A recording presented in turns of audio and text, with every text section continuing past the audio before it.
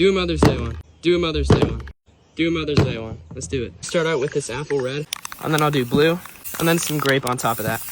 Now with this spare piece of paper, I'm just gonna twist it and then take it off. All right, now that we have that texture, we're just gonna cover this whole thing with white. And a little bit of this like seaside color.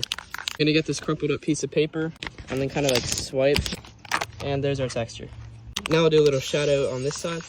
Real quick, I'm just gonna let this dry to prevent this stuff happening. Right, now everything's dry, so I just need an extra layer of black. And now I can put this little bowl thing right on top.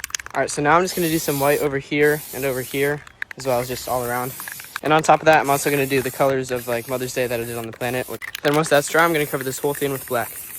By the way, here's some people who liked my last video. If you guys want a really big shout out, then all you have to do is like the video. Now before this black dries, I'm gonna put the white over here and over here, and remember we have that stuff under it.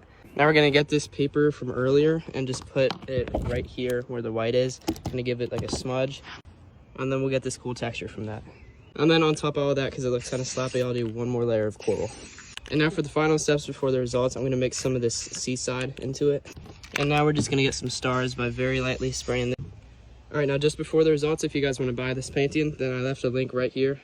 If you go to variants, then you can choose between a light colored painting and a darker one. I left examples for the images of both, and they're only like $22 right now, so you should definitely get one. And also, if you guys want to be this comment right here, then leave your ideas, colors, or like anything down in the comments. All right, now it's time for the results. I have to lift this up very slowly to not get smudges.